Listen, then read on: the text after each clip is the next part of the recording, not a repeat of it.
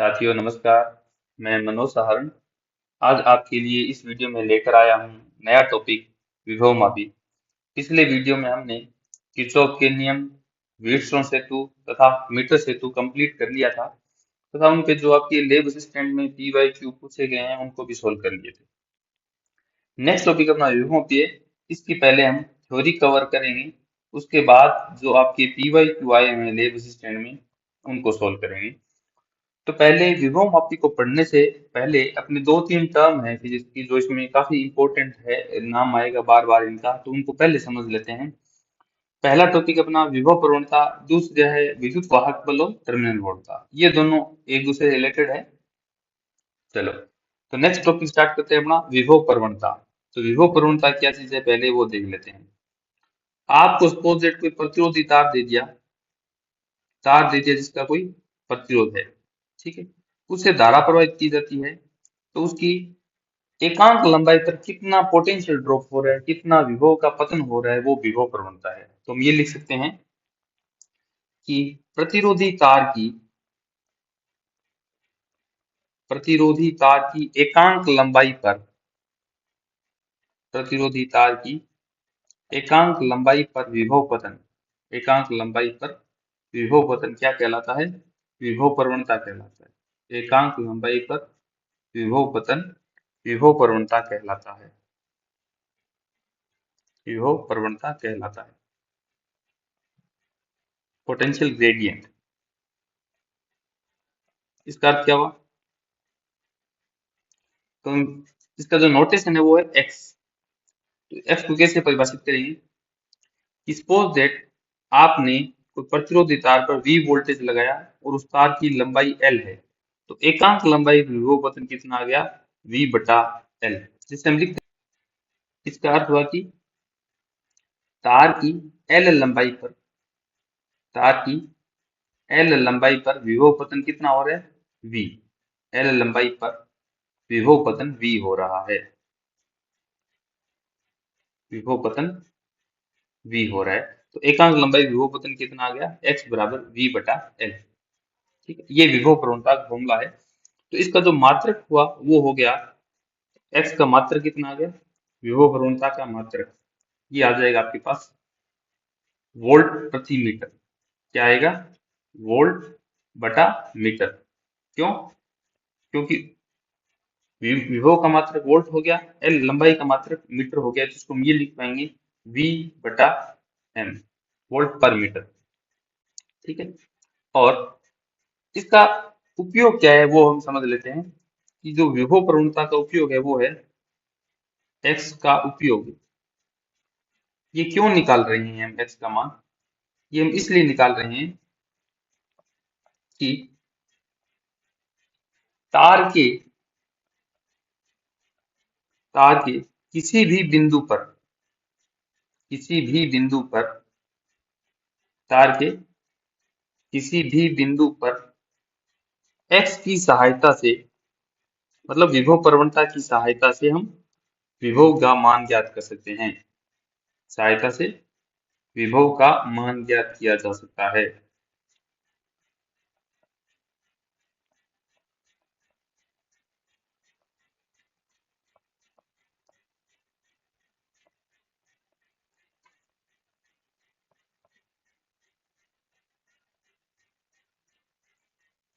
तो चेक कर लेते हैं x का मान कैसे ज्ञात कर सकते हैं। फॉर एग्जाम्पल आपके पास, मैं इसका एग्जाम्पल लेके बता रहा हूँ आपको। आपके पास कोई एक तार दे दिया, ठीक है, इस तार से आपने 12 वोल्ट की बैटरी को जोड़ दिया। कितने वोल्ट की? 12 वोल्ट की बैटरी को जोड़ दिया। और ये तार सामान्य तार नहीं है, एक प्रतिरोधी तार है जिसका कुछ अपना प्रतिरोध है। इस तार की जो लंबाई है वो है 6 मीटर। कितनी मान ली? 6 मीटर। तो हम जानते हैं ओम के नियम से जितना आपने वोल्टता यहाँ लगाई है वो सारी की सारी वोल्टता यहाँ पर पतन हो जाएगी इस तार पर। तो तार की लंबाई कितनी है? 6 मीटर। तो 6 मीटर लंबाई पर 6 मीटर लंबाई पर 12 वोल्ट विभव 12 वोल्ट विभव का पतन हो रहा है। ठीक है। तो 1 मीटर लंबाई पर 1 मीटर लंबाई पर विभव पतन कितना आ गया? 1 मीटर लंबाई पर विभव पतन आ गया आपके पास 12/6। ये आ गया आपके पास 2 वोल्ट। तो ये 2 वोल्ट आया है ना, ये है 1 मीटर लंबाई पर विभव पतन। तो ये हम लिख सकते हैं कि एकांक लंबाई पर विभव पतन कितना आ गया इसका? एकांक लंबाई पर विभव पतन, एकांक लंबाई पर विभव पतन कितना आ गया आपके पास? 2 वोल्ट। तो x का मान कितना आ जाएगा फिर? x बराबर 2 वोल्ट पर मीटर, मतलब 1 मीटर लंबाई पर 2 वोल्ट विभव का पतन हो रहा है। आपने यहां से प्लस का 12 वोल्ट जोड़ दिया, बैटरी जोड़ी आपने इस सिरे से, इसका मतलब क्या हुआ? इस बिंदु पर विभव का मान कितना है? 12 वोल्ट। जैसे हम 1 मीटर आगे चले यहाँ पर, तो यहाँ तक इतनी दूर में 2 वोल्ट पोटेंशियल का ड्रॉप हो गया। अब कितना बचा है इस बिंदु पर? इस बिंदु पर बचा है 10 वोल्ट विभव। ठीक है। फिर हम 1 मीटर और आगे चले, नया बिंदु आया, इस बिंदु पे वो कितना बचा? 8 वोल्ट। फिर 1 मीटर और आगे चले यहाँ तक, यहाँ पर विभव कितना बचा? 6 वोल्ट। फिर आगे और चले 1 मीटर, इस प्रकार से करते करते 6 मीटर पर टोटल 12 वोल्ट पतन हो जाएगा, और इस बिंदु पर विभव कितना बच जाएगा? 0 वोल्ट। तो एक्स का मतलब ये है कि एकांक लंबाई पर कितना वोल्टेज ड्रॉप हो रहा है। आपको ये कह दे, एक एग्जांपल और ले लेता हूं मैं यहाँ पर एक एग्जांपल और ले लेता हूँ विभव प्रवणता को समझने के लिए, जिससे हम जब विभव मापी पढ़ेंगे तब कोई समस्या नहीं आएगी। एग्जांपल ये है कि आपने एक तार ले लिया, ये प्रतिरोधी तार है यहाँ से यहाँ तक, ठीक है। और इससे आपने कितना जोड़ दिया? 3 वोल्ट की बैटरी जोड़ दी। यहाँ पर ये धन टर्मिनल और यहाँ पर ऋण टर्मिनल है इसका, ठीक है। तो इसका अर्थ ये हुआ, और इसकी लंबाई सपोज हम मान लेते हैं कि 6 मीटर। तो इस बिंदु पर विभव का मान कितना है? 3 वोल्ट, क्योंकि ये बिंदु तो डायरेक्ट बैटरी से कनेक्टेड है। तो ये जो विभव है वो यहाँ पर होगा, यहाँ 3 मीटर हो गया। अब हम x का मान निकाल लेते हैं कि तार की एकांक लंबाई विभव पतन कितना हो रहा है। तो विभव पतन टोटल कितना होगा? 3 वोल्ट। और टोटल लंबाई कितनी? 6 मीटर। तो इसका मान कितना आ गया? 0.5 वोल्ट प्रति मीटर। 1 मीटर पर 0.5 वोल्ट का विभव पतन हो रहा है।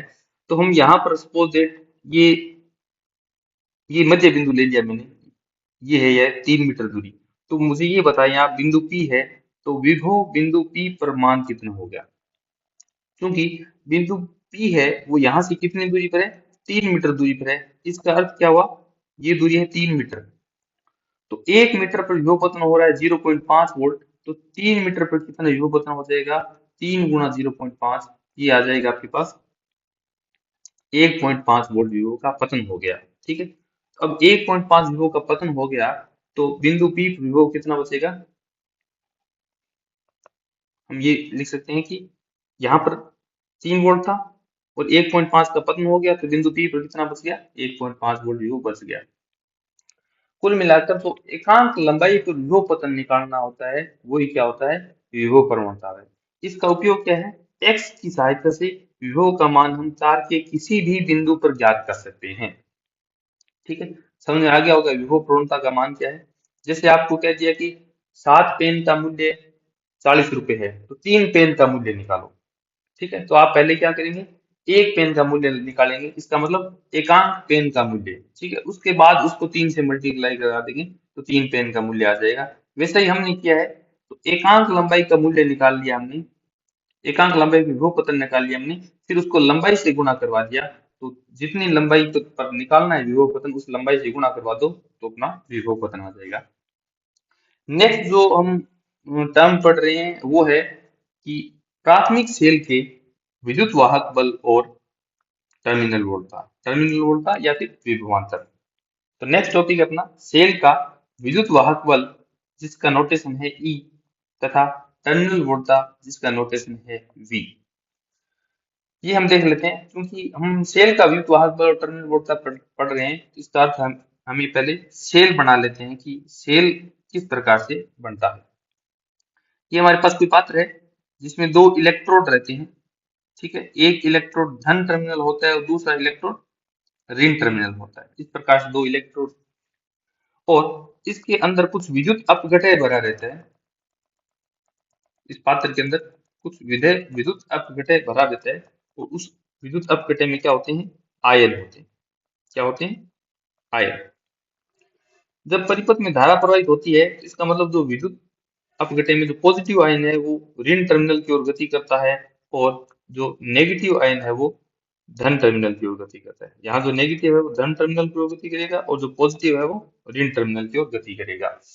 तो सेल के मध्य, सेल में सेल में धन तथा ऋण टर्मिनल के मध्य, सेल में धन तथा ऋण आयनों की गति के आयनों की गति में उत्पन्न रुकावट में उत्पन्न रुकावट को क्या बोलते हैं, सेल का आंतरिक प्रतिरोध बोलते हैं।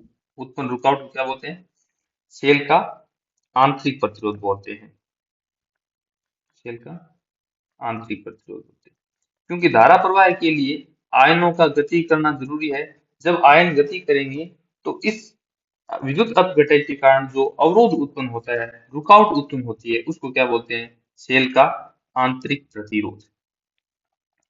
इसका जो सिंबल है वो क्या है, स्मॉल आर है। सेल का आंतरिक प्रतिरोध का जो नोटेशन काम लेंगे हम, स्मॉल आर काम लेंगे, ठीक है।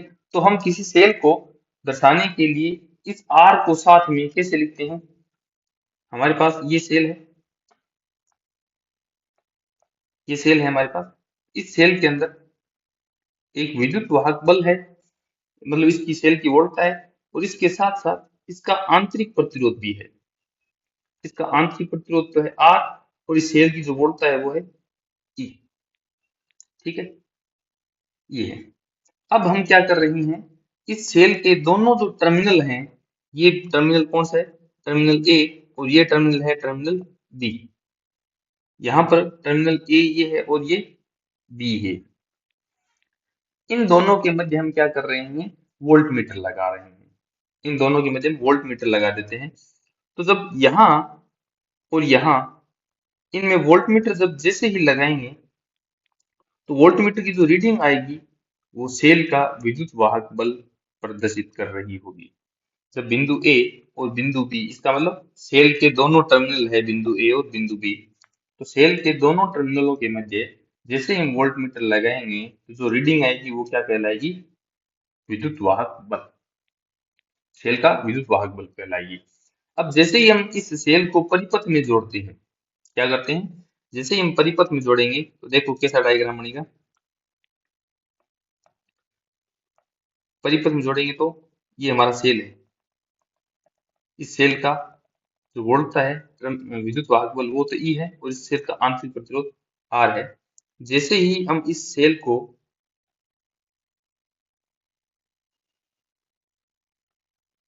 जैसे ही हम सेल को परिपथ में जोड़ेंगे तो क्या होगा, धारा प्रवाहित होगी।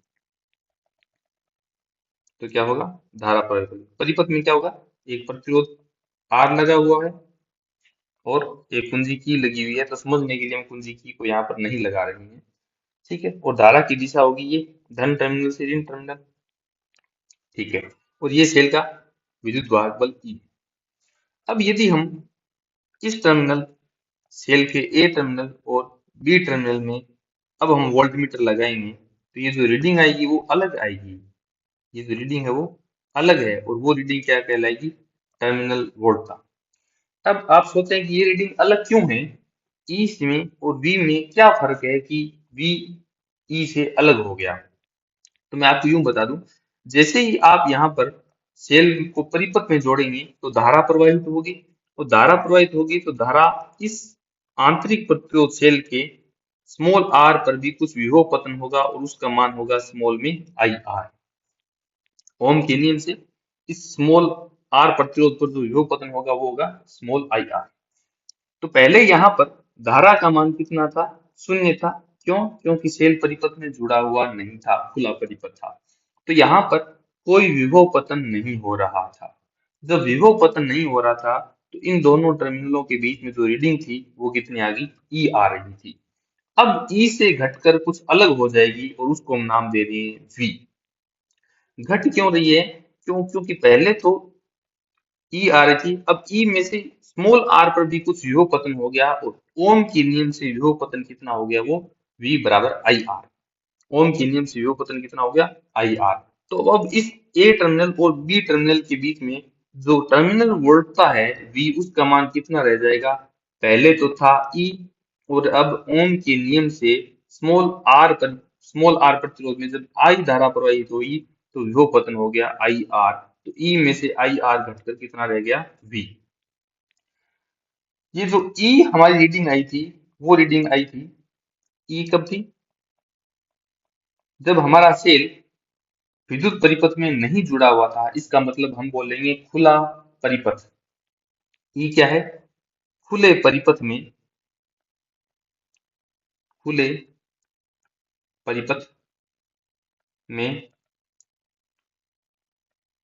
सेल के टर्मिनलों, सेल के टर्मिनलों के मध्य विभवांतर, के मध्य विभवांतर, ठीक है। और V कब आया, जैसे ही आपने सेल को परिपथ में जोड़ दिया, जोड़ने के बाद टर्मिनलों के मध्य विभवांतर, ठीक है। तो हम क्या कर रहे हैं, खुला परिपथ था पहले, अब जैसे हमने परिपथ को बंद किया, इसका मतलब सेल को परिपथ में जोड़ा, तो बंद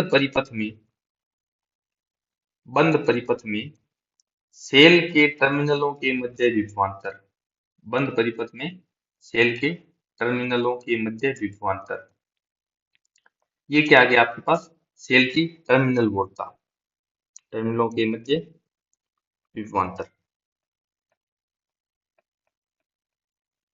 ठीक। तो आप यूं याद रखें, V है बंद परिपथ में टर्मिनलों के मध्य विभवांतर, और E है खुले परिपथ में टर्मिनलों के मध्य विभवांतर। जब परिपथ खुला था तब स्मॉल r प्रतिरोध पर कोई विभव पतन नहीं हो रहा था, ठीक है, यहाँ पर कोई विभवांतर उत्पन्न नहीं हो रहा था। जैसे ही यहाँ पर हमने इसको परिपथ में जोड़ दिया, बाहर से परिपथ एक प्रतिरोध R लगाया हमने, तो यहाँ पर परिपथ में धारा प्रवाहित हुई, धारा का मान हम I ले लिया, तो यहाँ पर विभव पतन कितना हो गया, आई आर। तो पहले E था, अब आई आर, विभव पतन हो गया यहाँ पर, तो कितना बता, V बराबर E माइनस आई आर। ये है सेल की टर्मिनल वोल्टता तथा विद्युत वाहक बल में संबंध। E क्या है, सेल का विद्युत वाहक बल, और V है सेल की टर्मिनल वोल्टता। अब हम सेल का आंतरिक प्रतिरोध स्मॉल r निकालना चाहें, तो इस समीकरण से हम स्मॉल r का फॉर्मूला क्या लिखेंगे, आई आर बराबर E माइनस वी। क्योंकि E बड़ा है और V छोटा है तो E माइनस वी लिखेंगे, क्योंकि आई आर का मान कभी ऋणात्मक नहीं होगा।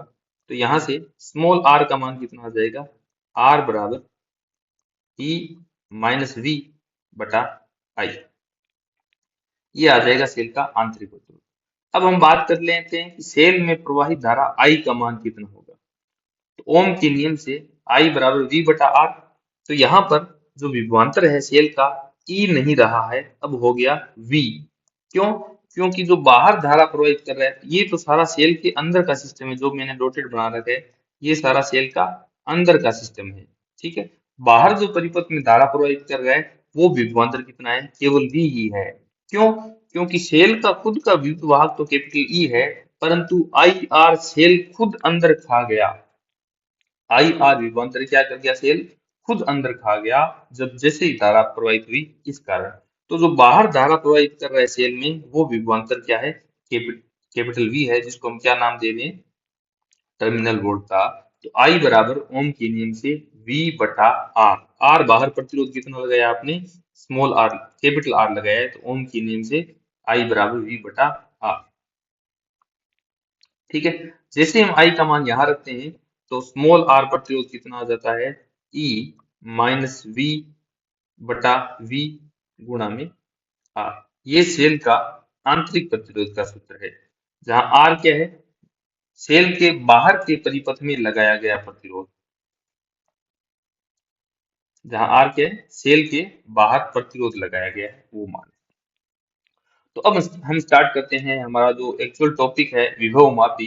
अभी तक हमने जो विभव मापी में जो टर्म काम आने वाली थी, जैसे विभव प्रवणता, विद्युत वाहक बल और टर्मिनल वोल्टता सेल की, वो हमने पढ़ ली है। अब हम जो टॉपिक विभव मापी स्टार्ट कर रहे हैं। नेक्स्ट टॉपिक है अपना विभव मापी।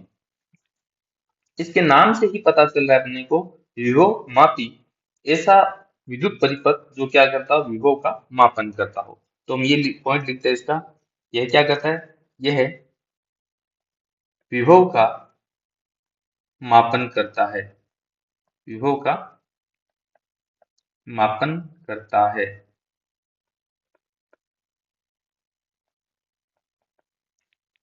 ठीक है, जैसे हमने जो व्हीटस्टोन सेतु का उपयोग पढ़ा था, अज्ञात प्रतिरोध ज्ञात करना, तो इसका उपयोग क्या है, अज्ञात विभवांतर का मान या फिर अज्ञात विभव का मान ज्ञात करना, वो इसका उपयोग है।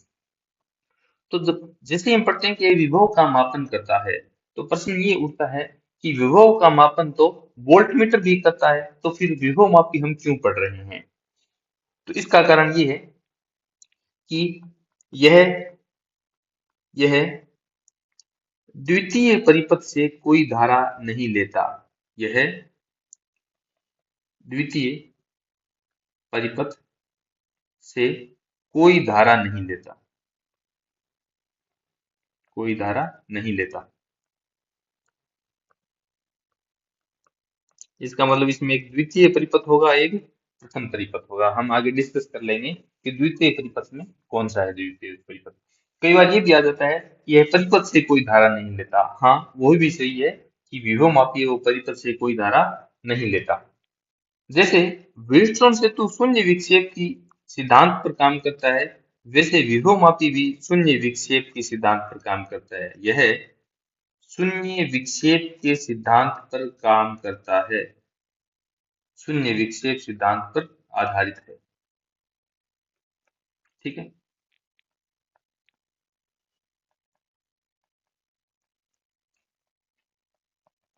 नेक्स्ट पॉइंट, यह एक आदर्श वोल्ट मीटर है, यह एक आदर्श वोल्ट मीटर है। आदर्श वोल्ट मीटर की कंडीशन क्या होनी चाहिए कि ऐसा वोल्ट मीटर जो परिपथ से कोई धारा नहीं लो, तो ऐसा वोल्ट मीटर आदर्श वोल्ट मीटर कहलाता है। तो यह एक आदर्श वोल्ट मीटर है। क्यों? क्योंकि यह परिपथ से कोई धारा नहीं ले रहा। क्यों नहीं ले रहा? क्योंकि शून्य विक्षेप की स्थिति में धारा जो प्रवाहित होगी गैल्वेनोमीटर से, वो शून्य होगी। तो यह एक आदर्श वोल्ट मीटर हो गया। तो हम जानते हैं कि आदर्श वोल्ट मीटर का प्रतिरोध कितना होता है, अनंत। तो विभव मापी का जो प्रभावी प्रतिरोध होता है वो कितना होता है, विभव मापी का प्रभावी प्रतिरोध अनंत होता है। विभव मापी का प्रभावी प्रतिरोध कितना होता है, अनंत होता है। प्रभावी प्रतिरोध अनंत होता है।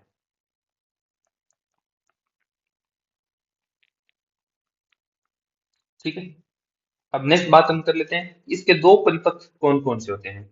इसके परिपथ की बात कर लेते हैं।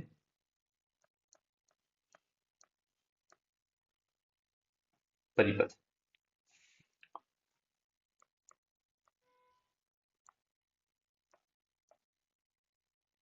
तो इसमें एक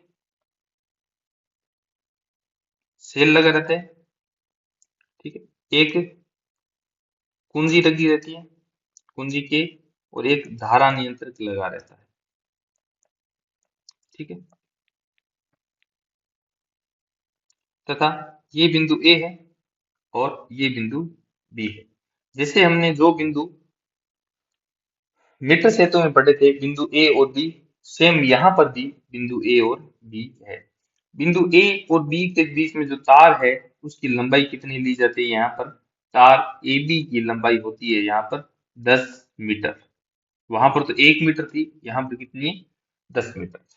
तो बोले जी ये इतनी लंबाई ज्यादा क्यों ली, इसका भी एक कारण है, हम आपको बताएंगे। ये जो मैंने परिपथ बनाया है, ये परिपथ कहलाता है विभव मापी का प्राथमिक परिपथ। कौन सा परिपथ है ये, विभव मापी का प्राथमिक परिपथ कहलाता है। इसमें आप कोई छेड़खानी नहीं करेंगे। ये आपको एज इट इज ध्यान रखना है कि विभव मापी का प्राथमिक परिपथ कौन सा है। ठीक है, द्वितीयक परिपथ हम बार बार चेंज करेंगे अपने उपयोग के अनुसार कि हमारा उपयोग क्या है, विभवमापी को कहाँ उपयोग ले रहे हैं, उसके अनुसार हम द्वितीय परिपथ को चेंज करेंगे। क्योंकि ये हमारा प्राथमिक परिपथ है, तो यहाँ जो सेल काम ले रहे हैं इसका विद्युत वाहक बल भी हम क्या ले रहे हैं, ईपी, और ये धारा नियंत्रक है आर एच। समझ आ गई बात। तो यहाँ पर मान लेते हैं कि धारा आई प्रवाहित हो रही है, यहाँ पर भी धारा आई प्रवाहित हो रही है। क्योंकि तार ए बी जो तार है वो कौन सा है, सामान्य तार नहीं है, ये एक प्रतिरोधी तार है। सामान्य तार नहीं है, कौन सा तार, ये प्रतिरोधी तार है। और ये भी ध्यान रखना है, जैसे मीटर सेतु का जो तार है वो सामान्य पदार्थ का नहीं बनाया जाता, कुछ मिश्र धातुओं का बनाया जाता है। और वो मिश्र धातु हमने कौन सी बताई थी आपको, कॉन्स्टेंटन, मैग्नीन और कॉन्स्टेंटन, मैग्नीन, यूरेका, इन पदार्थों के बनाए जाते हैं। इनके क्यों बनाए जाते हैं, क्यों, क्योंकि इनका प्रतिरोध ताप गुणांक कम होता है। ये मिश्र धातु कौन से बताए थे मैंने, कॉन्स्टेंटन, मैग्नीन, ये मैग्नीन है, ध्यान रखना, फिर कह रहा हूं मैग्नीन, यूरेका,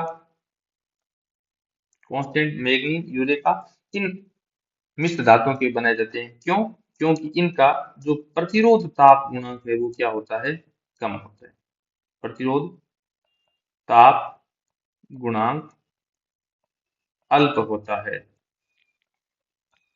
प्रतिरोध ताप गुणांक का मान अल्प होता है। ये हमने प्राथमिक परिपथ पढ़ लिया विभवमापी का। अब जो द्वितीय परिपथ है वो कौन सा है, वो बना देते हैं। बिंदु ए पर जहां से आपने प्राइमरी सेल ईपी का धन टर्मिनल जोड़ा है वहीं से द्वितीय परिपथ जोड़ा जाता है। यहाँ पर आप जो परिपथ जोड़ेंगे वो परिपथ कहलाएगा द्वितीय परिपथ। यहाँ जो भी परिपथ है वो क्या कहलाएगा, आपका द्वितीय परिपथ कहलाएगा, द्वितीय परिपथ। अच्छा, अब जो तार एपी है उस पर आपने कितना मीटर का तार लिया, हमने 10 मीटर, तो इसको लंबाई हम एल मान लेते हैं, एल का मान कितना है, 10 मीटर। तो और आपने यहाँ पर इस 10 मीटर तार पर विभव कितना वोल्टेज लगाया, ईपी वोल्टा का एक सेल लगा दिया तार ए बी पर। इसका मतलब क्या हुआ, यहाँ पर एल लंबाई पर कितना विभव पतन हो रहा है, एल लंबाई पर विभव पतन आपने जो प्राइमरी सेल में प्राथमिक परिपथ में जो आपने वोल्टा लगाई है वो सारी की सारी केवल प्रतिरोधी तार ए बी पर पतन हो रही है। एल लंबाई पर विभव पतन कितना है, ईपी वोल्ट। तो अब हम एकांक लंबाई विभव पतन निकाल लेते हैं। ये एल लंबाई पर है, तो एकांक लंबाई पर विभव पतन कितना होगा, एकांक लंबाई पर विभव पतन, एकांक लंबाई विभव पतन बराबर ईपी बटा एल वोल्ट प्रति मीटर। ठीक है, और हम जानते हैं एकांक लंबाई पर जो विभव पतन है उसको हम क्या बोलते हैं, विभव प्रवणता। इसका मतलब x का मान कितना आ गया यहाँ पर, x बराबर ईपी बटा एल, ये विभव प्रवणता आ गई अपने पास विभव मापी। अब हमारा प्रश्न है कि विभव मापी की सुग्राहिता को कैसे बढ़ाया जाए। तो विभव मापी की सुग्राहिता को बढ़ाने के लिए, विभव मापी की सुग्राहिता को बढ़ाने के लिए, इसका मतलब सेंसिटिविटी को इंक्रीज करने के लिए क्या करेंगे हम, सुग्राहिता बढ़ाने हेतु, विभव मापी की सुग्राहिता बढ़ाने हेतु क्या करना पड़ेगा हमें, इसका विभव प्रवणता का मान हमें क्या करना पड़ेगा, कम करना पड़ेगा। इसकी विभव प्रवणता का मान, पोटेंशियल ग्रेडियंट जो है x, उसका मान क्या करना पड़ेगा, हमें कम करना होगा। पोटेंशियल ग्रेडियंट का मान कम करना होगा। अब ये कम कैसे करें, अब हम कम कैसे करें, x का मान कम करने के लिए पहला तरीका तो ये है कि आप EP का मान कम कर दो। जैसे इस फॉर्मूले में EP का मान कम होगा तो x का मान कम हो जाएगा। तो क्या EP का मान हम 0 कर दें, फिर x का मान 0 हो जाएगा। ठीक है, तो हम ऐसा नहीं कर सकते हैं। ऐसा क्यों नहीं कर सकते, जब EP का मान 0 कर देंगे आप तो इस परिपथ में कोई धारा ही प्रवाहित नहीं होगी।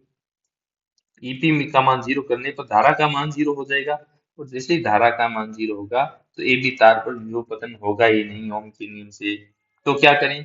तो भाई ईपी का मान कम नहीं कर सकते, तो ईपी का मान कम करना,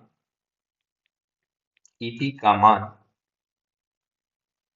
कम करना तर्क संगत नहीं है। ये लॉजिकल बात नहीं है। कम करना तर्क संगत नहीं है, तर्क संगत नहीं है। ठीक है, ये तो कोई बात नहीं हुई कि आप ईपी का मान कर दो, कम कर दो और एक्स का मान कम हो जाएगा। क्यों? क्योंकि ईपी का मान कम करने से परिपथ में धारा का मान कम हो जाएगा। तो भैया क्या करें? इसका दूसरा तरीका एक और है कि एल का मान क्या कर दो? बढ़ा दो। एल का मान बढ़ा दो, एल का मान बढ़ाकर, एल का मान बढ़ाकर भी हम क्या कर सकते हैं?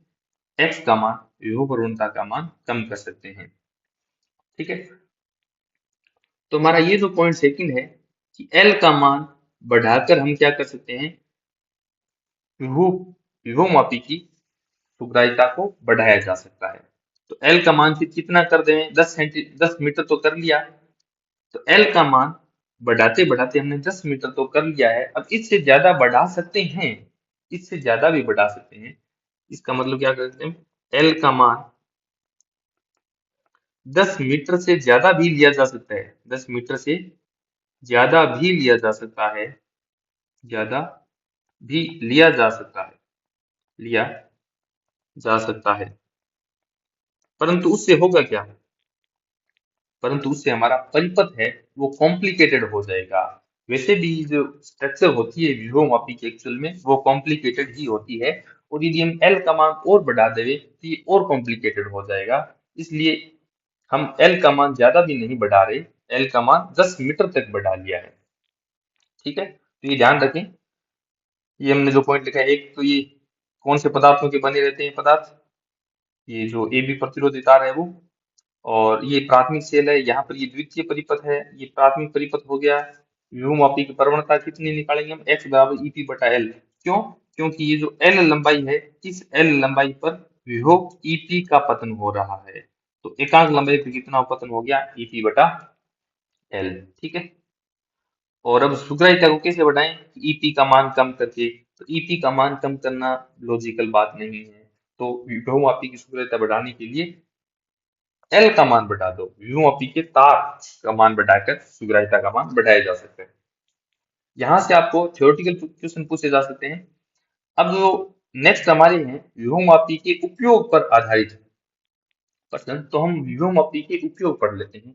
कौन से उपयोग है? वैसे जो एक्चुअल उपयोग है वो है, इसका जो कंसेप्ट है कि वो अज्ञात विभव का मान ज्ञात करना। तो हम अज्ञात विभव का मान ज्ञात करके क्या क्या चीज कर सकते हैं, वो हम दो उपयोग है हमारे, वो हम पढ़ लेते हैं एक एक करके। विभव मापी के उपयोग।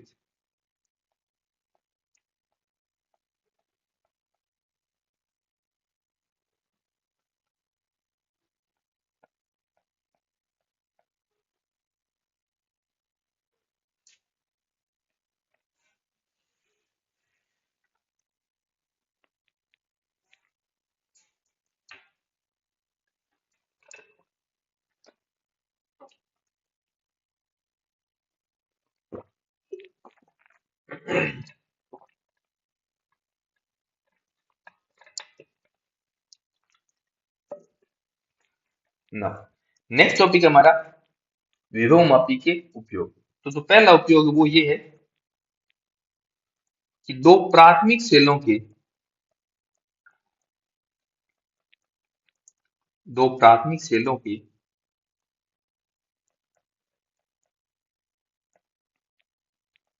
विद्युत वाहक बलों की तुलना करना, विद्युत वाहक बलों की तुलना करना, दो प्राथमिक सेलों के विद्युत वाहक बलों की तुलना करना,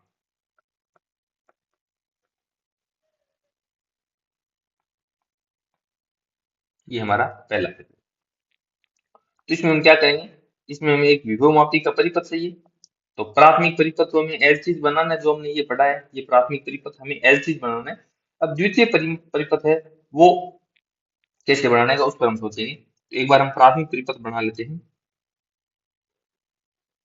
ये प्राइमरी सर्किट में जो सेल लगा हुआ है इसका ईएमएफ ईपी ले लिया हमने, और ये की ले ली, और ये जो रियोस्टेट है धारा नियंत्रक ये जोड़ दिया हमने। ये प्राथमिक परिपथ हो गया। ठीक है। और ये बिंदु हमारे पास ए बी, तार ए बी प्रतिरोधी तार है जिसकी लंबाई स्टैंडर्ड लंबाई है 10 मीटर ली जाती है। ठीक है। अब हम क्या कर रहे हैं, दो प्राथमिक सेलों की ईएमएफ की तुलना करनी है। इसका मतलब हमें द्वितीयक परिपथ में दो सेल जोड़ने पड़ेंगे। अब वो कहाँ से जोड़ेंगे, उस बिंदु से ए से जहां ईपी का धन टर्मिनल जुड़ा हुआ है वहां से हम दूसरे सेल का भी धन टर्मिनल जोड़ देंगे। जो दो सेल हैं, पहला सेल जिसका विद्युत वाहक बल E1 है और इस सेल का आंतरिक प्रतिरोध R1 है। ठीक है।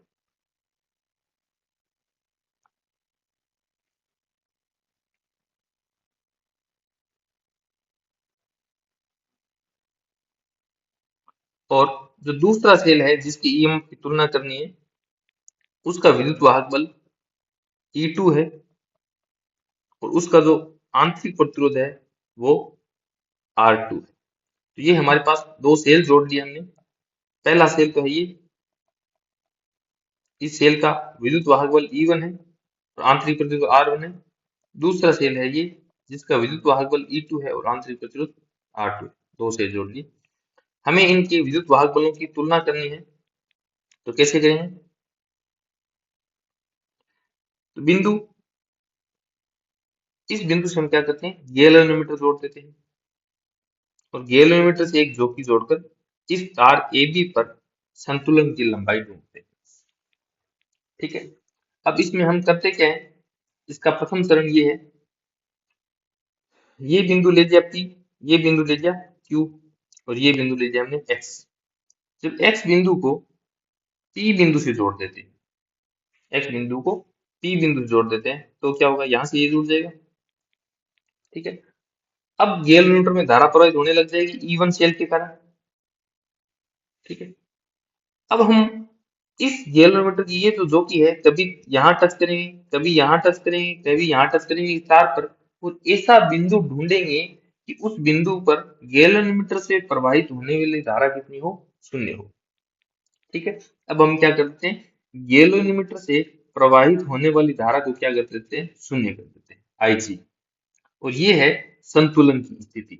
ये कौन सी स्थिति है, संतुलन की स्थिति। यहाँ पर कौन संतुलित हुआ है, प्राथमिक सेल E1 संतुलित हुआ है। यहाँ पर ये कौन सी है, संतुलन की स्थिति किसके लिए है, E1 सेल के लिए। किसके लिए, E1 सेल के लिए, मतलब पहला सेल जिसका विद्युत वाहक बल E1 है। ठीक है। मान लेते हैं कि ये बिंदु कौन सा है, ये बिंदु आ गया आपके पास 1, पहला बिंदु आ गया, और ये जो संतुलन की लंबाई है बिंदु ए से है L1। बिंदु ए से कितनी है, L1। ठीक है। तो संतुलन की लंबाई तब आई जब इस बिंदु का जो विभव है वो इस बिंदु के बराबर आ गया। इसका मतलब तार L1 लंबाई पर जितना विभव पतन हुआ है उतना क्या है, सेल का ईएमएफ के बराबर है। ठीक है। तो L1 लंबाई के तार पर विभव पतन कितना हो गया, L1 लंबाई के तार पर विभव पतन, L1 लंबाई के तार पर विभव पतन, L1 लंबाई क्यों लिए, क्योंकि E1 सेल के लिए संतुलन की लंबाई L1 आई है। विभव पतन वो कितना होगा, एकांक लंबाई विभव पतन अपने पास विभव प्रवणता x के बराबर होता है।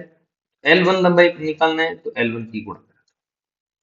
तो जो L1 लंबाई तो विभव पतन है वो प्राथमिक सेल E1 के विद्युत वाहक बल के बराबर होता है। E1 का मान कितना आ गया हमारे पास, E1 बराबर x L1। यहाँ से आप देख सकते हैं कि जिस सेल का विद्युत वाहक बल ज्यादा है उसको संतुलित करने के लिए लंबाई का मान भी ज्यादा आएगा। देखें आप, क्योंकि E समानुपाती क्या है, L है, तो सेल का विद्युत वाहक बल ज्यादा होने पर उसके संतुलन की लंबाई भी कितनी आएगी, ज्यादा आएगी। ठीक है। अब ये हमने क्या किया था, X बिंदु को P बिंदु से जोड़ा था। अब x बिंदु को P बिंदु से हटा देते हैं तथा x बिंदु को हम बिंदु Q से जोड़ते हैं। ठीक है, जैसे ही हम x बिंदु को Q बिंदु से जोड़ते हैं, फिर वापस संतुलन की स्थिति ढूंढते हैं। ठीक है, मान लेते हैं कि संतुलन की स्थिति अब की बात बिंदु 2 पर आई है। ठीक है, और बिंदु 2 है वो A बिंदु से L2 लंबाई पर है। कितनी लंबाई पर है? L2 लंबाई पर। इसका मतलब जो द्वितीयक सेल है E2 विद्युत वाहक बल वाला, वो L2 लंबाई पर संतुलित हुआ है। ठीक है, तो L2 लंबाई पर कौन संतुलित हुआ है? द्वितीयक सेल E2। तो L2 लंबाई के तार पर विभव पतन कितना आएगा? तार पर विभव पतन वो आ गया आपके पास, एकांक लंबाई पर विभव पतन x है, और L2 लंबाई पर कितना हो गया? XL2। तो L2 लंबाई विभव पतन कितना है? L2 लंबाई संतुलन की लंबाई किसके लिए? E2 सेल के लिए। ठीक है, तो E2 सेल के लिए तो L2 लंबाई विभव पतन कितना होगा? दूसरे सेल के विद्युत वाहक बल के बराबर, E2 बराबर XL2। तो एक समीकरण आ गया अपने पास ये, और दूसरी समीकरण आ गई अपने पास ये। जब समीकरण 1 और समीकरण 2 का भाग देंगे तो अपने पास क्या आएगा? E1 बटा E2 बराबर XL1 बटा XL2। x से x कैंसिल हो गया, फॉर्मूला अपने पास निकल कर आया है E1 बटा E2 बराबर L1 बटा L2। ठीक है, L1 क्या था? प्रथम सेल जिसका विद्युत वाहक बल E1 है उसके लिए संतुलन लंबाई, और L2 है E2 विद्युत वाहक बल वाले सेल के लिए संतुलन लंबाई। तो हम इसको एक बार लिख लेते हैं। L1 क्या है? L1 सेल E1 के लिए, सेल E1 के लिए संतुलन की लंबाई के लिए संतुलन लंबाई।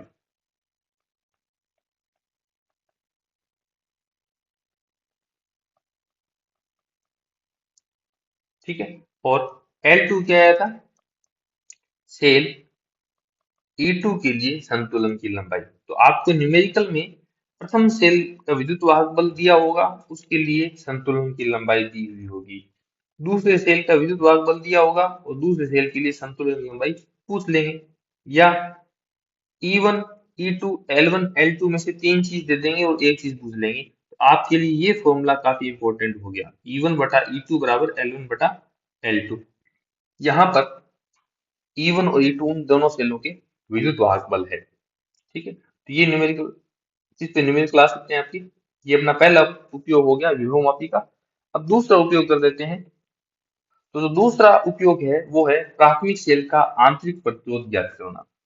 तो इसके लिए हमारे पास विभवमापी का जो प्राथमिक परिपथ था, हमने जो पहले बनाया था उसको एज इट इज रखे हैं। ये हो गया विभवमापी का आपके प्राथमिक परिपथ का सेल जिसका विद्युत वाहक बल ईपी, कुंजी और एक धारा नियंत्रण। ठीक है, ये हमारे पास प्राथमिक परिपथ हो गया। ये जो बिंदु ए बी है ये प्रतिरोधी तार है, ए बी तार, इसकी लंबाई 10 मीटर है। ये प्राथमिक परिपथ हो गया। अब हमें प्राथमिक सेल का आंतरिक प्रतिरोध ज्ञात करना है। इसका मतलब हमारे पास यहाँ एक ही सेल है जिसका आंतरिक प्रतिरोध ज्ञात करना है। तो हम यहाँ से बिंदु ए से दूसरा सेल जोड़ेंगे। ये वो सेल है जिसका आपको आंतरिक प्रतिरोध ज्ञात करना है। इसका हम विद्युत वाहक बल ई ही ले रहे हैं क्योंकि यहाँ पर एक ही सेल है। यदि दो सेल होते तो हम E1 E2 विद्युत वाहक बल लेते। और इसका जो आंतरिक प्रतिरोध है वो कितना है? स्मॉल आर है। ये हमारे पास एक सेल है जिसका विद्युत वाहक बल तो है E, और आंतरिक प्रतिरोध कितना है? R। समझ आई बात? ठीक है, अब हमने आंतरिक प्रतिरोध ज्ञात करने के लिए पीछे एक सर्किट बनाया था मैंने समझने के लिए। उस पे ले चलता हूँ। ठीक है, ये रहा, ये आंतरिक प्रतिरोध ज्ञात करने का सूत्र था। हमने क्या किया था, यहाँ पर इस सेल को एक बाहर वाले प्रतिरोध कैपिटल आर से जोड़ा था। ठीक है, उसके बाद हमने आई का मान कितना लिखा था? V बटा आर। ठीक है, तो अब हम क्या कर रहे हैं, इस सेल के बाहर हमें एक प्रतिरोध जोड़ना पड़ेगा। तो हम यहाँ पर बाहर वाले परिपथ में एक प्रतिरोध R जोड़ देते हैं। ये जो प्रतिरोध R है सेल के बाहर के परिपथ में है। ठीक है, हम यहाँ पर एक कुंजी लगा देते हैं जिससे प्रतिरोध को अपनी आसानी से जोड़ सकते हैं और हटा सकते हैं। कुंजी को नाम दे दिया हमने के। ठीक है, इस कुंजी को कोई नाम नहीं दिया है, यहाँ पर कुंजी को नाम दे दिया के। और इस बिंदु से एक गैल्वेनोमीटर जुड़ा हुआ है और गैल्वेनोमीटर आगे फर्दर जॉकी से जुड़ा हुआ है। ये बात समझ आ गई। सर्वप्रथम हम कुंजी के को क्या रखते हैं, ऑफ रखते हैं। जब के कुंजी को ऑफ रखेंगे तो सेल हमारा खुले परिपथ में रहेगा। सेल खुले परिपथ में रहेगा। सेल खुले परिपथ में रहेगा। ये सेल खुले परिपथ में क्यों रहेगा, मैं आपको यहाँ पर वापस उस सर्किट पर लेकर चलता हूँ। ये रहा। जब आपने ये जो प्रतिरोध R यदि हटा देंगे तो वापस ये परिपथ बन जाएगा और ये परिपथ बनने पर ये सेल का खुला परिपथ है और ये बंद परिपथ है। ये सेल का खुला परिपथ है, मतलब सेल खुले परिपथ में और ये सेल कहाँ है, बंद परिपथ में।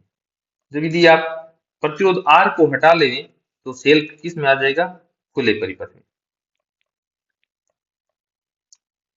तो पहले हम कुंजी के को क्या रखते हैं, ऑफ रखते हैं, तो सेल कहाँ रहेगा, खुले परिपथ में। और जब सेल खुले परिपथ में होता है तो उसके दो टर्मिनल होते हैं सेल के, और दोनों टर्मिनलों के मध्य विभवांतर कितना होगा, ई होगा। तो टर्मिनलों के मध्य विभवांतर कितना होगा, टर्मिनलों के मध्य विभवांतर ई होता है।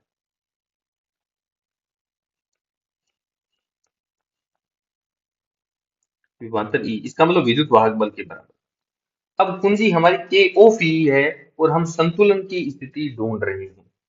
ठीक है, जब सेल संतुलित होगा इसका मतलब हम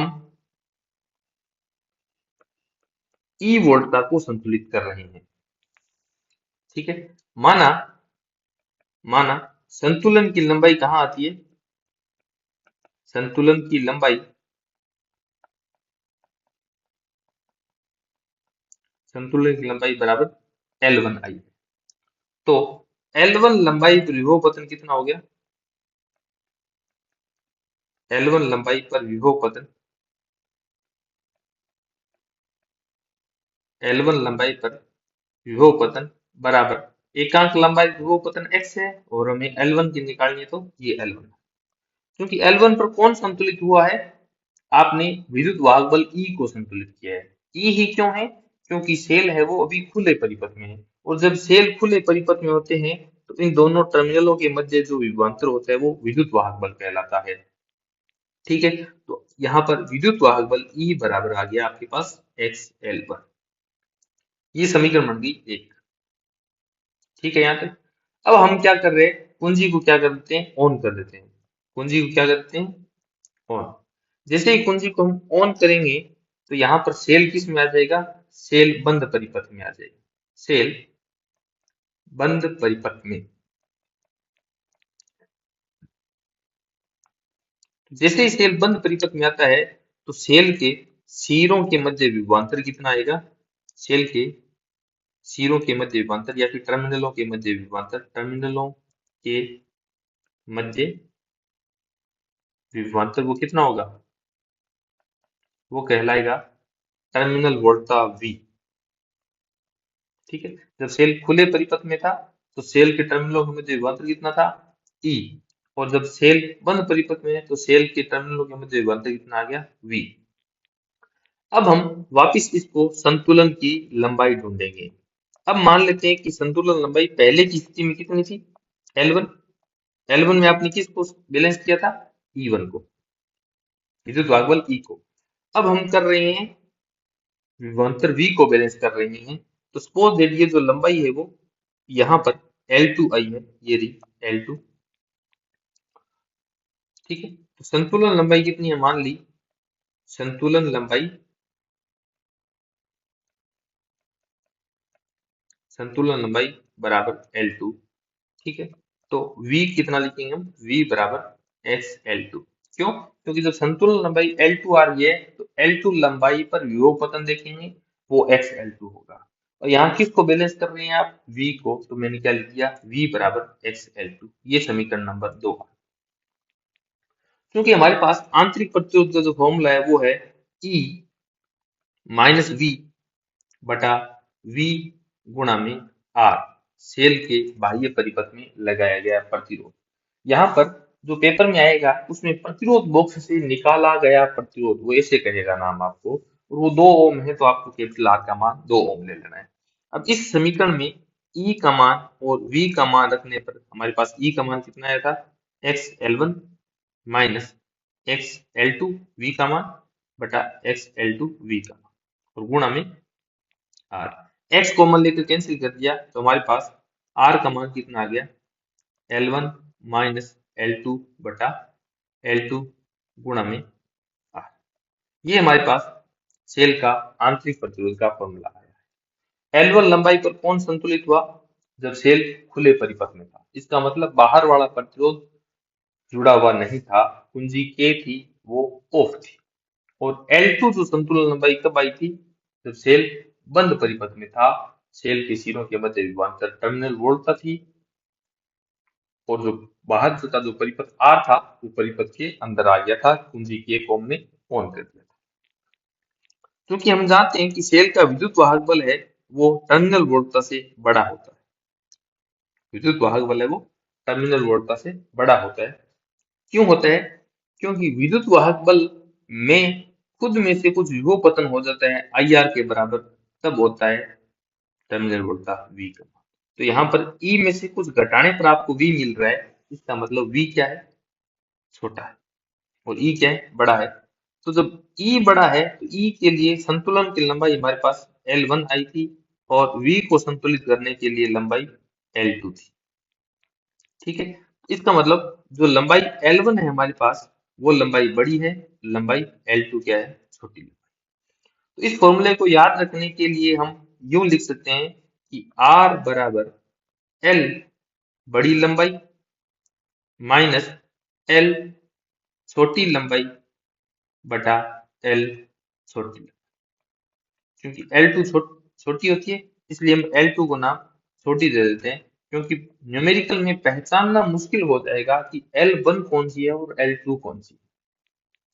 तो ध्यान रखें, जब जो कैपिटल R है वो परिपथ में आ जाए तो संतुलन लंबाई L2 होती है, और जब कैपिटल R परिपथ में ना हो तो संतुलन लंबाई L1 होती है। यदि आपको यदि समस्या हो तो पेपर में 2 लंबाइयां दी हुई होगी, एक बड़ी लंबाई होगी और एक छोटी लंबाई होगी। क्योंकि आंतरिक प्रतिरोध R का मान धनात्मक होता है तो हम बड़ी लंबाई में से छोटी लंबाई बटा में छोटी लंबाई, और गुणा जो प्रतिरोध बॉक्स में से प्रतिरोध लगाया गया है या प्रतिरोध बॉक्स से प्रतिरोध निकाला गया है, ये दोनों वर्ड यूज किए जा सकते हैं। जितना ओम दिया है वो कैपिटल R का मान यूज कर लेना। तो अभी तक हमने विभव मापी की थ्योरी कंप्लीट कर ली है। इसके लिए हमने विभव प्रवणता को समझा है, और सेल का विभवांतर, टर्मिनल वोल्टता और विद्युत वाहक बल समझा है। उसके बाद विभव मापी की जो इंपॉर्टेंट कंसेप्ट है जहां से डायरेक्ट क्वेश्चन उठ सकता है थ्योरेटिकली, वो हम पढ़े हैं। उसके बाद सेल का प्राथमिक परिपथ, उसके बाद विभव मापी की सुग्राह्यता को कैसे बढ़ाएं, इसके 2 तरीके हैं, ईपी का मान घटाकर और एल का मान बढ़ाकर। ईपी का मान कम करना तर्कसंगत नहीं है तो हम क्या करें, विभव मापी की लंबाई का मान बढ़ा लें। इससे क्या हो जाएगा, विभव मापी की विभव प्रवणता है उसका मान घट जाएगा, जो सुग्राह्यता बढ़ाने के लिए आवश्यक है। तो आप बताएं मुझे कि व्हीटस्टोन सेतु की सुग्राह्यता बढ़ाने के लिए क्या आवश्यक है। तो इसके लिए जो चारों प्रतिरोध है पी क्यू आर एस वो सेम कोटि के होने चाहिए। ठीक है, उसके बाद विभव मापी का उपयोग प्राथमिक सेलों में विद्युत वाहक बलों की तुलना करना।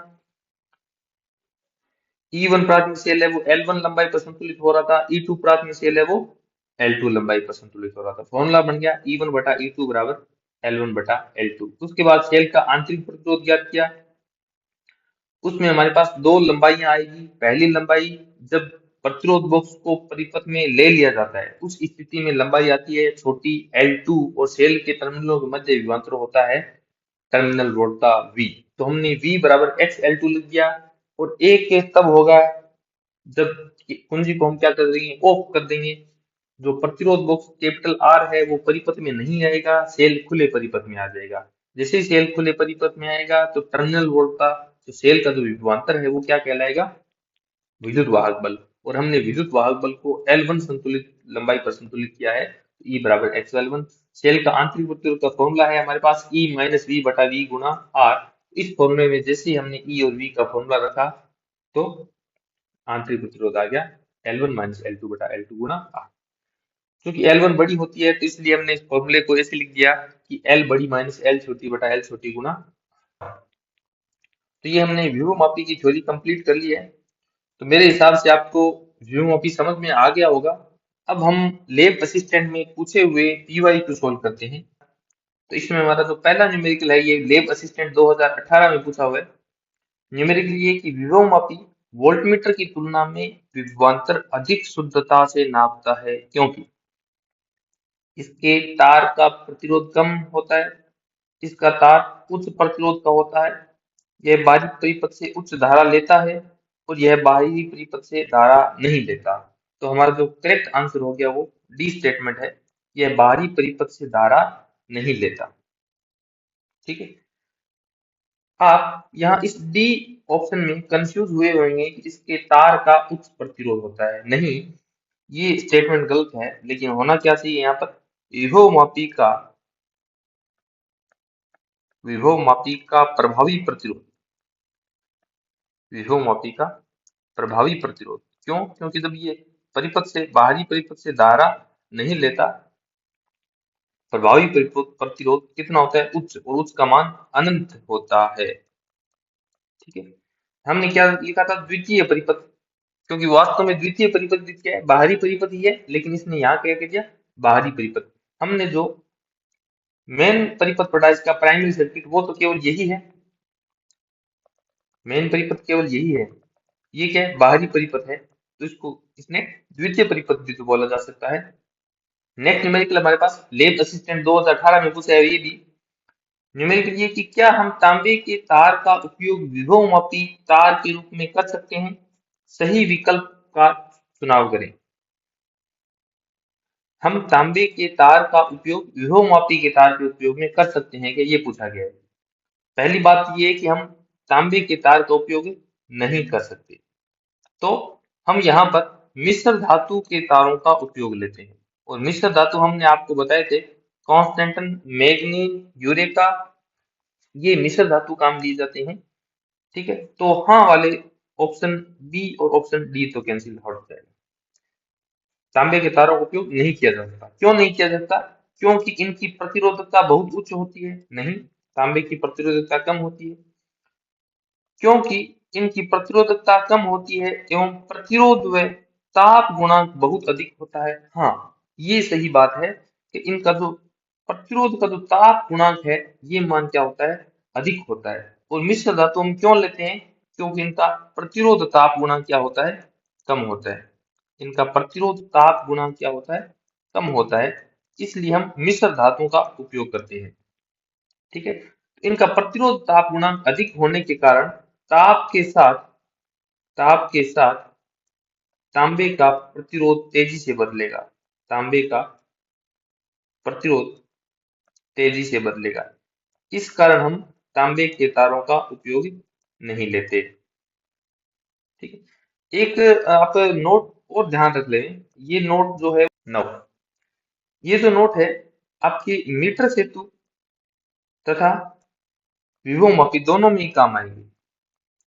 नोट ये है कि जोकी को तार पर रगड़ना नहीं चाहिए, जोकी को जोकी तार पर रगड़ना नहीं चाहिए। ये क्यों नहीं करना चाहिए, इससे क्या होता है, रगड़ना नहीं चाहिए, ये एक्सपेरिमेंटल फैक्ट है। आपसे डायरेक्ट पूछ लिया जाता है कि निम्न में से कौन सा कथन सत्य है, तो जोकी को तार पर रगड़ना नहीं चाहिए। क्यों? क्योंकि ऐसा होगा तो तार का जो अनुप्रस्थ काट का क्षेत्रफल है वो बदल जाएगा, जिससे तार का प्रतिरोध बदल जाएगा। तो इस न्यूमेरिकल का जो आंसर हो गया, हमारे पास थ्योरेटिकल प्रश्न है, आंसर हो गया ऑप्शन सी। नेक्स्ट, ये एग्जाम्पल आपके स्कूल लेक्चर 2015 में पूछा हुआ है। प्रश्न ये कि विभवमापी के प्रयोग में श्रेणी क्रम में जुड़े दो सेल तार की 8 मीटर लंबाई पर संतुलित होते हैं। हमने विभवमापी का जो प्राथमिक सेल परिपथ बनाया था वो बिंदु ए से बिंदु बी के बीच में एक प्रतिरोधी तार जोड़ा था और यहाँ पर ईपी प्राइमरी सेल, कुंजी और धारा नियंत्रक, ये हमारा प्राथमिक सेल था यहाँ पर। ठीक है, अब ये कह रहा है कि श्रेणी क्रम में दो सेल जुड़े हुए हैं, तो हम द्वितीय परिपथ में जोड़ेंगे श्रेणी क्रम में दो सेल। पहला सेल जिसका विद्युत वाहक बल E1 है और दूसरा सेल जिसका विद्युत वाहक बल E2 है। ये दोनों श्रेणी क्रम में जुड़े हैं, तो यदि इनको हम संतुलित करें तार पर, जो कि और गैल्वेनोमीटर से जोड़कर, तो ये कहाँ संतुलित होते हैं? L1 की लंबाई आती है आपके पास L1 बराबर 8 मीटर। ठीक है, तो हम संतुलन की स्थिति में हम इसकी समीकरण कैसे लिखेंगे? जैसे हम ई विभव को या फिर ई विद्युत वाहक बल को L लंबाई पर संतुलित कर रहे थे, तो हमने लिखा था E बराबर x L1। तो यहाँ पर E ना होकर दो सेल श्रेणी क्रम में जोड़ दिए, तो यहाँ पर जो नेट ईएमएफ है वो कितना हो गया? E1 plus E2। अब E1 प्लस E2 है वो कहाँ संतुलित हो रहा है? L1 लंबाई पर और गुणा में विभव प्रवणता x। ये समीकरण बन गई अपने पास। नाउ ये दूसरी बात ये कह रहा है कि अब क्या करें इसके, यदि निम्न विद्युत वाहक बल के सेल के सिरों के कनेक्शन उलट देते हैं, मतलब जो विद्युत वाहक बल छोटा है, हम यूं मान लेते हैं कि E2 छोटा है, अब ये क्या कर रहा है? E2 के टर्मिनलों को बदल देता है। E2 को टर्मिनलों को बदलने से ये टर्मिनल नेगेटिव हो गया और ये टर्मिनल पॉजिटिव हो गया। अब ऐसे जोड़ देंगे तो, ऐसे जोड़ देंगे तो अभी तो हम इसको नेट में E1 प्लस E2 लिख रहे हैं। अब ये इस प्रकार से जोड़ने पर E2 है वो घट जाएगा E1 से, तो E1 माइनस E2 का मान कितना आ गया? x L2। L1 का मान है आपके पास 8 मीटर और L2 का मान है 4 मीटर। ये जब इसमें मान रखेंगे तो E1 प्लस E2 का मान कितना आएगा? E1 प्लस E2 बराबर 8xL 8x और E1 माइनस E2 का मान कितना आ जाएगा? 4x। इन दोनों को जब आपस में भाग देंगे तो आंसर आएगा अपने पास E1 प्लस E2 बटा में E1 माइनस E2 बराबर 8 बटा 4। तो 8 से 4 कैंसिल हो गया 2/1। अब हम योगांतर अनुपात नियम लगाएंगे, तो E1 प्लस E2 और E1 माइनस E2 का योग कितना हो जाएगा? 2E1 बटा अंतर कितना हो जाएगा? 2E2। इधर योग कितना हो जाएगा? 2 और 1 का 3, अंतर कितना हो जाएगा? 2 माइनस 1 1। 2 से 2 कैंसिल हो गया, दोनों सेलों की ईएमएफ का अनुपात कितना आ गया? E1 बटा E2 बराबर 3/1। तो 3:1 आ जाएगा अपने पास। ऑप्शन जो बी है करेक्ट आंसर हो गया। नेक्स्ट न्यूमेरिकल ये लेबर सेक्शन 2018 में पूछा गया है। प्रश्न ये है कि एक विभवमापी की तार को एक सतत वोल्टेज 3 वोल्ट लगाया जाता है। ठीक है, ये एक विभवमापी है, इसकी जो तार ए बी तार है इस पर क्या कर रहे हैं? 3 वोल्ट की एक बैटरी से सतत वोल्टेज लगाया जाता है। ठीक है, ये 3 वोल्टेज है। ठीक है, अब ये कह रहा है कि 1.08 वोल्ट विद्युत वाहक बल वाला सेल है तो 216 सेंटीमीटर की लंबाई पर विभवांतर संतुलित होता है। तो सेकेंडरी जो सर्किट है, द्वितीय परिपथ, यहाँ पर 1.08 वोल्ट विद्युत वाहक बल का हम सेल जोड़ देते हैं। यहाँ पर प्लस माइनस ई का मान कितना है? 1.08 वोल्ट। अब ये जो सेल है हम गैल्वेनोमीटर से एक ज्योति जोड़ेंगे, यहाँ पर वापिस संतुलित करेंगे। ठीक है, जो ई विद्युत वाहक बल वाला सेल है वो कहाँ संतुलित हो रहा है? 216 सेंटीमीटर पर। तो इसको हम समीकरण में कैसे लिखेंगे? E बराबर एक्स एल। ठीक है, E का मान कितना है? 1.08 वोल्ट बराबर x और L का मान है कितनी दूरी पर संतुलित हो रहा है? 216 मीटर सेंटीमीटर। समीकरण नंबर 1 आ गया हमारे पास। आपसे पूछा गया है कि विभवमापी के तार की कुल लंबाई कितनी होगी। इसका अर्थ ये है कि यहाँ पर विभवमापी के तार की लंबाई 10 मीटर नहीं है, बदल दी गई है। तो तार की लंबाई आपसे पूछी है और वोल्टेज कितना लगा है तार पर? 3 वोल्ट। ठीक है। तो हम x का मान कितना लगाएंगे, 1.08 इज इक्वल टू विभव प्रवणता भी 3 वोल्ट है, वो L लंबाई पर पतन हुआ है, गुणा में 216। x का मान कितना आ गया, v बटा एल, v का मान 3 और 3 बटा एल लिख दिया हमने। तो हम इसको पॉइंट हटा के बटा में 100 लिख दिया। 108 से 216 कैंसिल हुआ 2 बार, तो ये आ गया 1/100 बराबर 6/L। तो यहाँ से L का मान कितना आ गया, L बराबर 6 गुना 100 बराबर 600 सेंटीमीटर। तो यहाँ पर जो विभव मापी है उसका तार 10 मीटर ना होकर कितना है, 600 सेंटीमीटर है। ऑप्शन सी अपने पास करेक्ट आंसर है। तो इतने न्यूमेरिकल हमने सोल्व कर दिए हैं। आपने ये एक चीज नोट की होगी, यदि आप थ्योरी ढंग से पढ़ लेते हैं तो फिजिक्स के न्यूमेरिकल सोल्व करें एज ए रीजनिंग सोल्व कर सकते हैं। इस न्यूमेरिकल में आपको कोई समस्या नहीं आई।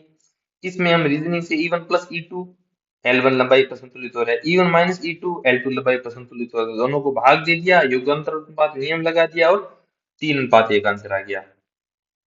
ऐसा उसमें इसमें भी कुछ हल करने लायक है नहीं, हमने इसमें चेंज क्या किया, केवल x को भी 3/L लिखा है, बस इतना सा काम किया है इसमें।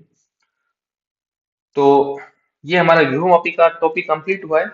तो हमने 3 वीडियो में ये जो 5th यूनिट है इलेक्ट्रिकल उसको कंप्लीट कर लिया है।